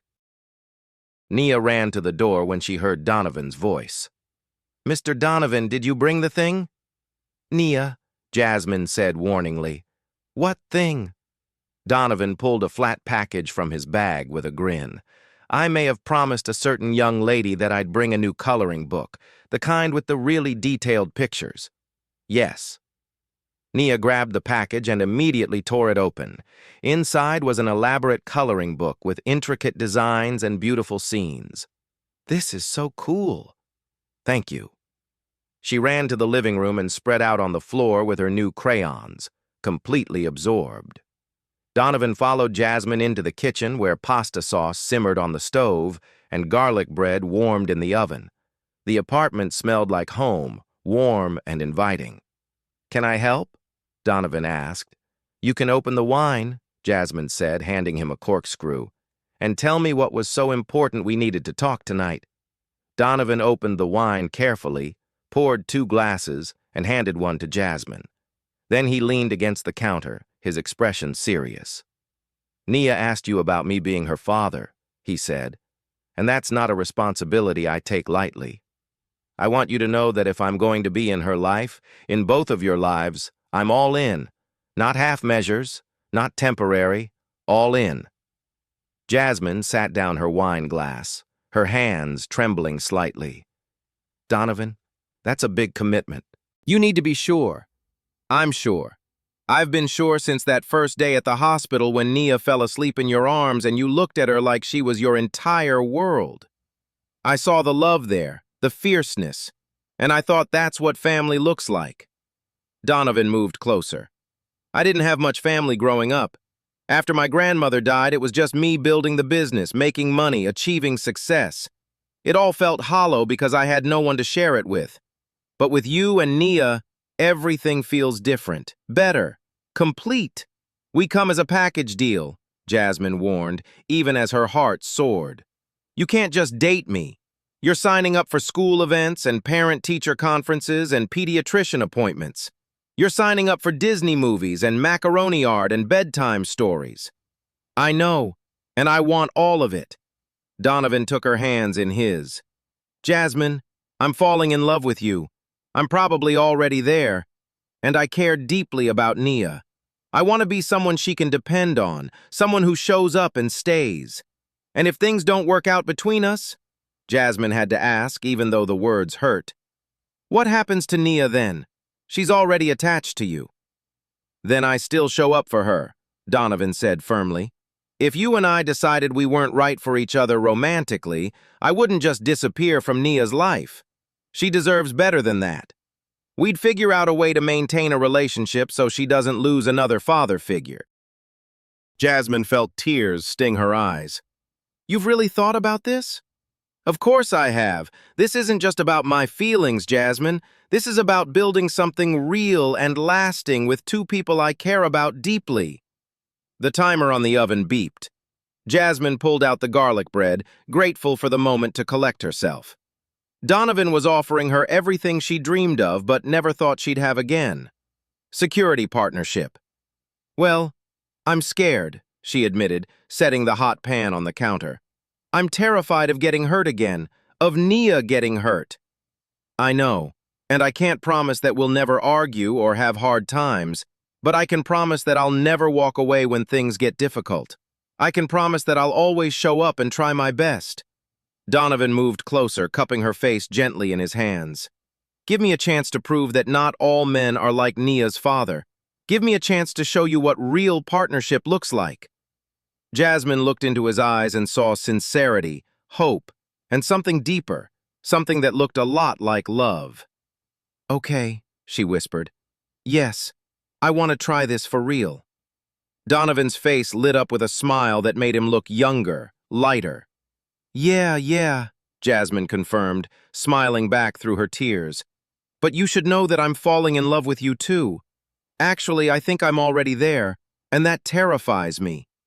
We can be terrified together, Donovan said. Then he leaned down and kissed her. It was soft and gentle and perfect. Jasmine's hands came up to rest on his chest, feeling his heartbeat racing under her palms. When they pulled apart, they were both breathless. Wow, Jasmine said. Yeah, Donovan agreed. Wow, are you guys kissing? Nia's voice came from the doorway. They broke apart quickly to find her standing there with a knowing smile. You are! I knew it! Does this mean Mr. Donovan is your boyfriend now? How long have you been standing there? Jasmine asked, trying not to laugh. Long enough. Nia walked into the kitchen and looked between them. So, is he your boyfriend? Yes, Jasmine said, glancing at Donovan for confirmation. He nodded enthusiastically. Mr. Donovan is my boyfriend now. Good. Can we eat dinner? I'm hungry. Just like that, the serious moment dissolved into laughter. They served dinner sitting around Jasmine's small dining table. Donovan fits seamlessly into their evening routine, helping Nia cut her pasta and asking about her day at school. After dinner, they all settled on the couch to watch a movie. Nia sat between them, chattering about the plot and characters. Halfway through, she fell asleep, her head resting on Donovan's arm. Should I move her to bed? Jasmine whispered. In a minute, Donovan said quietly. I kind of like this. They sat in comfortable silence, watching the rest of the movie with Nia sleeping peacefully between them. It felt domestic and real and wonderful. When the movie ended, Donovan carefully carried Nia to her bedroom. Jasmine pulled back the covers and he laid her down gently, removing her shoes but leaving her in her comfortable clothes. Jasmine pulled a blanket over her daughter and kissed her forehead. In the living room, Donovan prepared to leave. It was getting late and he had early morning meetings. Thank you for tonight, Jasmine said, walking him to the door. For everything. Thank you for saying yes, for taking a chance on me. Donovan kissed her again, longer this time. When they pulled apart, he rested his forehead against hers. I'll see you tomorrow. Tomorrow? Jasmine confirmed. And Donovan, I'm really glad you're in our lives. Me too, Jasmine. Me too. After he left, Jasmine cleaned up the kitchen, her mind replaying the evening. Donovan's words is kiss, the way he'd carried Nia to bed with such care and gentleness. She checked her phone and found a text from him. Home safe. Can't stop thinking about you. Sleep well. Jasmine typed back, Sweet dreams. Thank you for being wonderful. As she got ready for bed, Jasmine realized she felt lighter than she had in years. The constant worry and fear that had become her baseline were fading, replaced by hope and happiness. She still had moments of doubt, still worried about what would happen if things fell apart, but she was choosing to trust, to believe in Donovan, in herself, and in the possibility of a beautiful future. The next morning at work, Rebecca stopped by Jasmine's office with a knowing smile. So I hear congratulations are in order. News travels fast, Jasmine said, unable to keep from smiling. Mr. Carter may have mentioned something this morning about finally getting the courage to ask you out properly. Rebecca sat down in the chair across from Jasmine's desk. For what it's worth, I think you're perfect for him. I haven't seen him this happy in, well, ever. Really. He's always been driven and successful, but there was something missing. No, he practically floats into the office every morning. Rebecca stood to leave. Just don't break his heart, okay? He's a good man. I know he is, Jasmine said softly, and I'll do my best not to. The rest of the day passed in a blur of work and stolen glances with Donovan when they passed in the hallway. They had lunch together in his office, talking about an upcoming campaign and carefully not touching across the desk, aware of the professional boundaries they needed to maintain at work. "This is going to be interesting," Donovan said as their lunch ended. "Figuring out how to balance the personal and professional." "We'll figure it out," Jasmine said confidently. "We'll make it work." And she believed it. For the first time in 3 years, Jasmine genuinely believed that good things could happen, that love wasn't just a risk, but a reward worth fighting for. As she left Donovan's office and returned to her work, Jasmine caught sight of her reflection in a window. She looked happy, genuinely, deeply happy. And she was. Winter arrived with unexpected warmth, not the kind measured in temperature, but the kind that came from connection, from building something real and lasting with someone who truly cared. The relationship between Jasmine and Donovan deepened through December and into the new year. They fell into natural rhythms, balancing their professional lives at Carter Media Group with their growing personal relationship. Donovan became a fixture in Jasmine and Nia's daily life. He'd stop by their apartment 3 or 4 evenings a week, sometimes bringing takeout, sometimes cooking dinner with Jasmine, while Nia did homework at the kitchen table. On weekends, they do family activities together: the zoo, museums, ice skating at the outdoor rink downtown. They believed into the outside world.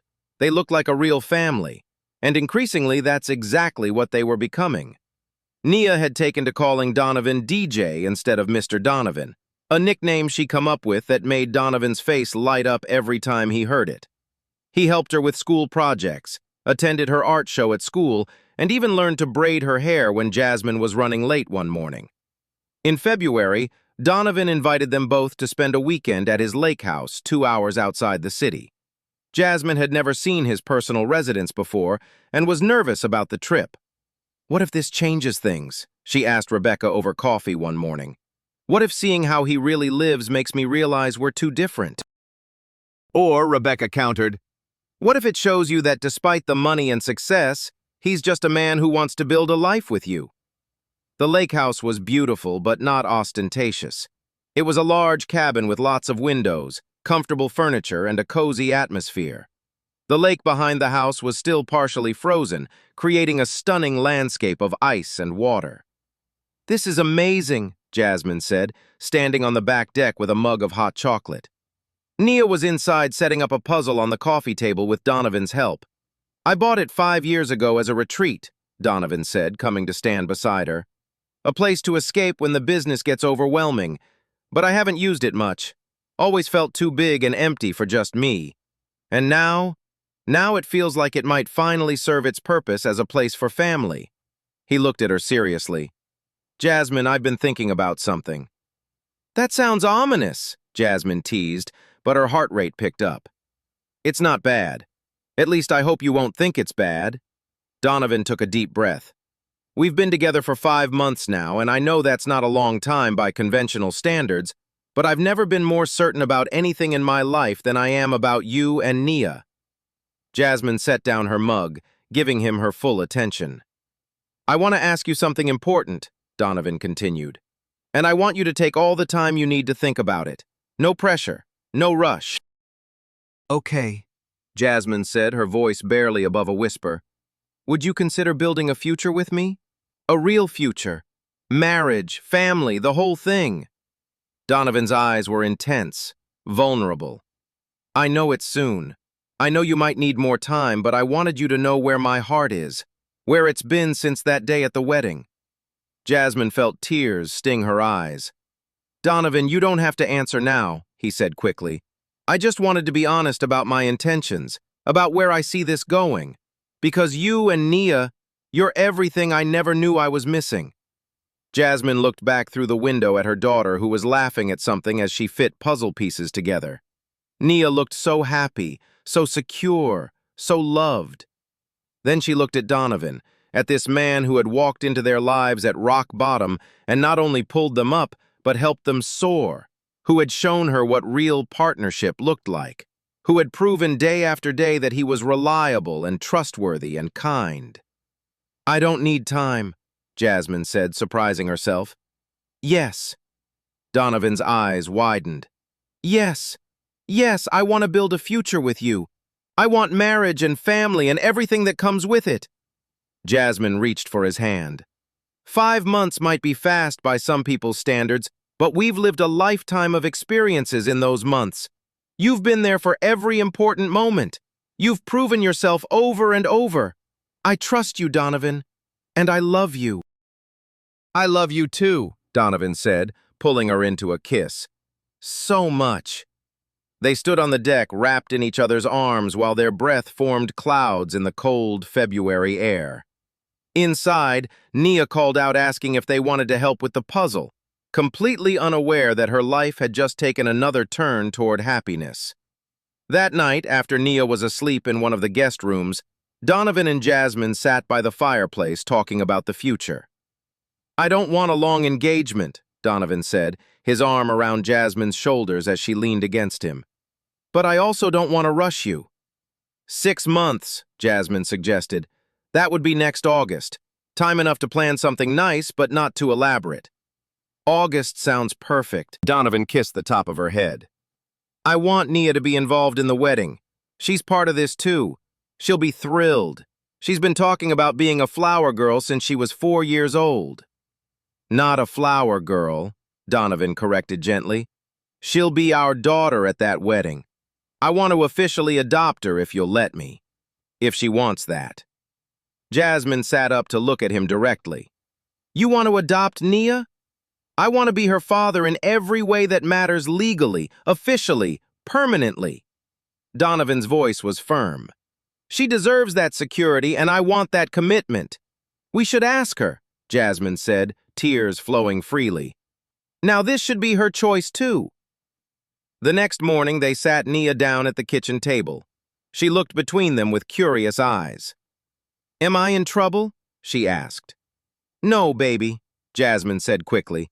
"We want to talk to you about something important, something that involves you, Nia," Donovan said, meeting her eyes.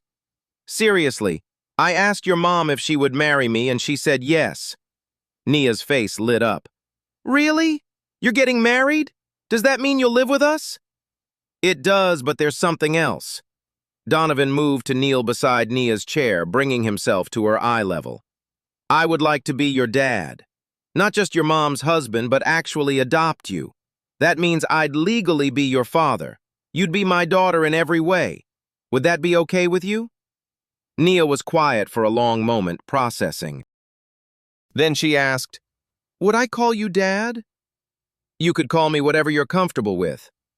"Dad, DJ Donovan, it's up to you." "I think I'd like to call you Dad," Nia said slowly, testing the word. "Yeah, Dad, that sounds nice." "Then I'd be honored to be your dad," Donovan said, his voice thick with emotion. Nia launched herself at him, wrapping her small arms around his neck. "I always wanted a dad who wanted to stay." Jasmine watched them, her heart so full it felt like it might burst. This was what happiness looked like.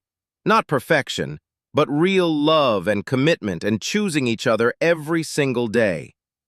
The rest of the weekend was spent planning and dreaming. They talked about the wedding, about where they'd live. Donovan suggested selling his downtown penthouse and buying a house with a yard for Nia to play in, about the future they'd build together. On Sunday, as they packed to return to the city, Jasmine found Donovan standing on the back deck looking out at the lake. "Thank you," she said, coming to stand beside him. "For what?" "For seeing me when I was invisible. For believing in me when I couldn't believe in myself. For loving Nia like she's yours." Jasmine turned to face him. "For giving us a second chance at family?" "You gave me that chance," Donovan corrected. "You trusted me when you had every reason not to. You let me into your life, into your daughter's heart. That's the greatest gift anyone's ever given me." They drove back to the city as a family, Nia chattering in the back seat about all the things they do in their new house. Donovan and Jasmine holding hands across the console, both of them smiling at the beautiful future ahead. That evening, after dropping Jasmine and Nia at their apartment, Donovan called his lawyer to start the adoption paperwork. Then he called a realtor about houses with good school districts and big yards. He was building a family, a real, permanent family. And for the first time since his grandmother died, Donovan Carter felt complete. Spring arrived in a burst of color and new beginnings. The adoption paperwork moved forward smoothly. Donovan sold his downtown penthouse, and they found a perfect house in a family-friendly neighborhood with excellent schools. It had 4 bedrooms, a big backyard with a tire swing, and enough space for Jasmine to set up a home photography studio. They moved in together in late April, combining their lives in ways both practical and profound. Nia picked out paint colors for her new bedroom. Jasmine organized the kitchen while Donovan assembled furniture. They planted flowers in the garden and hung family photos in the hallway. At work, Jasmine continued to excel. Her campaigns won industry awards and clients specifically requested her for their projects. Donovan made sure everyone knew she'd earned her success through talent and hard work, not favoritism. He treated her professionally at the office, maintaining appropriate boundaries, even as their personal life flourished. In early June, the adoption became official. They stood in a courtroom with a judge who smiled warmly at their little family. "Mr. Carter," the judge said, "do you understand the responsibilities and commitments you're taking on by adopting Nia Brooks?" "Yes, Your Honor, completely." "And Nia," the judge looked at the 7-year-old standing between her mother and soon-to-be father. "Do you understand that Mr. Carter will legally become your father? That he'll have all the rights and responsibilities of a parent?" "Yes," Nia said clearly. "And I want him to be my dad. He already acts like my dad. This just makes it official and permanent." The judge's smile widened. "Well said, young lady. Then, by the power vested in me by the state, I declare this adoption legal and binding. Congratulations to your family." Donovan bent down and swept Nia into his arms, holding her close. "Hey, daughter," he said, his voice breaking. "Hey, Dad," Nia responded, and everyone in the courtroom got misty-eyed. Outside the courthouse, they took pictures together. A new family made official by law and bound together by love. "2 more months until the wedding," Jasmine said as they drove home. "Are you getting nervous?" "Not even a little," Donovan replied. "Best decision I ever made, asking you to marry me." The wedding planning had been surprisingly stress-free. They decided on a simple ceremony at the botanical garden where they'd had their first family outing together. No elaborate production, just close friends, family, and the people who mattered most. Jasmine wore a beautiful dress in champagne, elegant and understated. Nia wore a matching outfit in a smaller size, delighted to be included in every aspect of the ceremony. August arrived warm and bright. The morning of the wedding, Jasmine stood in the botanical garden's bridal suite with Rebecca, who had insisted on helping her get ready. "How are you feeling?" Rebecca asked, adjusting Jasmine's veil. "Happy," Jasmine said simply. "Just really, really happy." "You deserve it," Rebecca said warmly. "Both of you do." In another room, Donovan was getting ready with Nia's help. She insisted on being his official helper, straightening his tie and making sure his suit was perfect. "You look handsome, Dad," Nia declared. "Thank you, kiddo. You look pretty beautiful yourself. Are you nervous about marrying Mommy?" "Not nervous, excited, grateful." Donovan knelt down to Nia's level. "Thank you for sharing your mom with me and for letting me be your dad. Thank you for wanting to be my dad," Nia said. "Seriously. A lot of people wouldn't want to take on someone else's kid, but you never acted like I was extra or a burden. You always made me feel wanted. You'll always be wanted, Nia. Always, no matter what." Donovan pulled her into a hug. "I love you, kiddo." "I love you too, Dad." The ceremony was perfect in its simplicity. Jasmine walked down the garden path on her own, confident and radiant. Nia stood beside Donovan at the altar, holding the rings carefully. The officiant spoke about love, commitment, and family, about how sometimes life brings people together in unexpected ways, and how those unexpected connections often become the most meaningful. When it was time for vows, Donovan went first. Jasmine, I promise to be your partner in all things, to support your dreams and celebrate your successes, to be there in hard times and happy times, to love you completely for all of who you are. He paused, then looked at Nia. And Nia, I promise to be the father you deserve, to show up for school plays and soccer games, to help with homework and listen to your stories, to love you as my own because you are my own. Jasmine wiped tears from her eyes as she spoke her own vows. Donovan, you saw me at my lowest point and chose to help me up instead of walking past. You've shown me what real love looks like, patient, kind, and strong. I promise to be your partner, your supporter, and your biggest fan. I promise to love you for exactly who you are today and always. They exchanged rings. The officiant pronounced them married. And when Donovan kissed his new wife, everyone cheered. At the reception afterward, held in the garden's event space, Nia gave a toast that had everyone laughing and crying. I'm only 7, she said, standing on a chair so everyone could see her.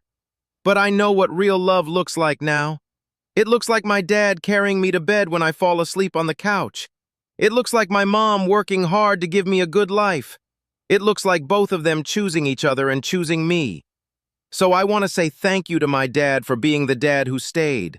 And thank you to my mom for being brave enough to let love happen again. Donovan and Jasmine danced their first dance as husband and wife to a soft, romantic song. They swayed together, wrapped in each other's arms, and the certainty that they'd made the right choice. We did it, Jasmine whispered. We actually did it. We did, Donovan agreed. Built a family from nothing but hope and determination and love, Jasmine added, mostly love. Later in the evening, as the party continued around them, Donovan pulled Jasmine aside to a quiet corner of the garden. I have something for you, he said, pulling out a small box. A wedding gift. Inside was a delicate necklace with 3 intertwined circles. One for each of us, Donovan explained. Connected, unbreakable, family.